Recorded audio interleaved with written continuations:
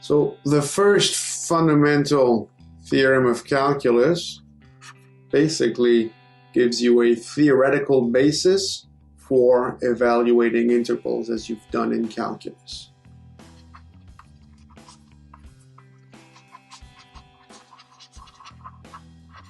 The second fundamental theorem allows the upper bound of an integral to vary.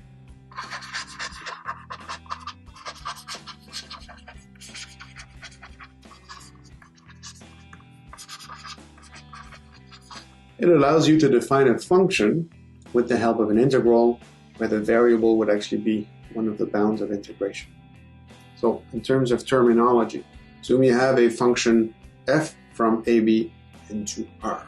An antiderivative, spoken about this before here, but let me give you a formal definition, not the calculus one. An antiderivative of the function f on the interval AB is a function, not just any function, it has to be differentiable.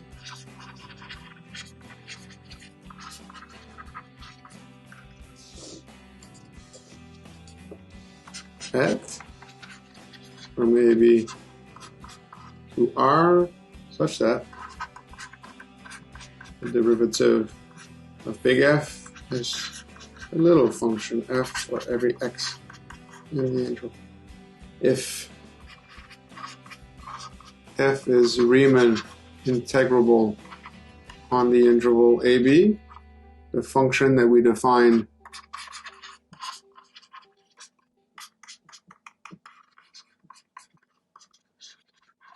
by associating to every x the Riemann integral of f between a and x, we say that this is the indefinite integral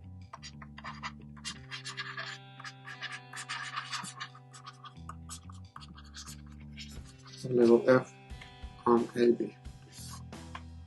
So when you compute the integral of a function which is Riemann integrable, you get a value, a number, that's the definite integral.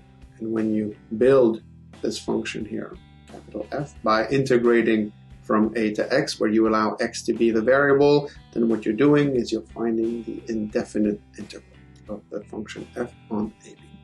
I want us to be very careful about something. If f is integrable, Riemann integrable, as the case may be, on some interval I, and we know what that means, to be Riemann integrable, and if capital F is an antiderivative of f on I, then we know that the integral of f between a and b, the definite integral, can be computed by evaluating the antiderivative at the endpoint, subtracting one from the other. But this doesn't say that a Riemann integrable function has to have an antiderivative. There are functions, such as the signum function, which is Riemann integrable, but it doesn't have an antiderivative of f on I.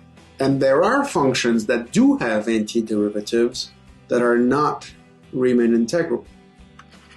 I don't mean here that the antiderivatives are not Riemann integrable. I mean that the original function, little f here, is not Riemann integrable. For instance, this function, g, x squared sine of pi over x squared, if x is not equal to 0 otherwise. This function has a derivative, so whatever the derivative here is, has an antiderivative g, but integral of g over the interval AB, if 0 is in the interval AB, not defined.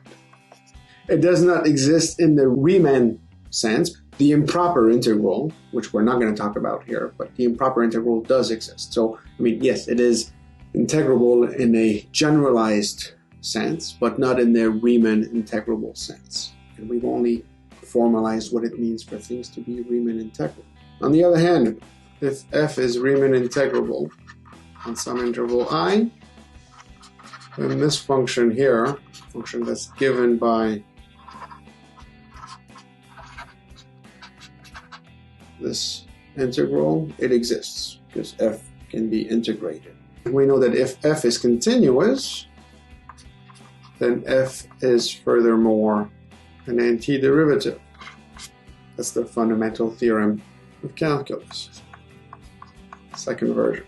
Now, continuous functions always have antiderivatives, but if f is not continuous, even though it might be Riemann integrable, then it's conceivable and this function big F, which exists, may not be an antiderivative because it might not actually be differentiable at all the points in the integral. Like we know that the indefinite integral of the signum function between a and x exists, and it is basically going to be the absolute value plus some constant, depending on where you start your value of a here, but it's definitely not differentiable at 0, right? This function here cannot be differentiated at 0. And so this function we got here cannot be an antiderivative on any domain that contains 0. Or it's possible that the derivative of this function does exist, but it's not equal to f at x. Right? In order to know for a fact that this is the case, you need to have the function little f is continuous. It could happen that even when f is not continuous, this holds, but there are plenty of examples here to show you that it need not be the case. I'm not going to talk about improper integrals. This is a topic of another course. But I'm hoping that by now you get the message. Calculus is great, it works, it's fantastic, but we mostly do calculus with nice, continuous, differentiable, integrable functions. Analysis here tells us that our continuous intuition might not actually hold. Right? The only tools that we have at our disposal are the definitions and how they interact with one another. The reason why we teach analysis is to help you disconnect from your calculus brain, from your visual brain.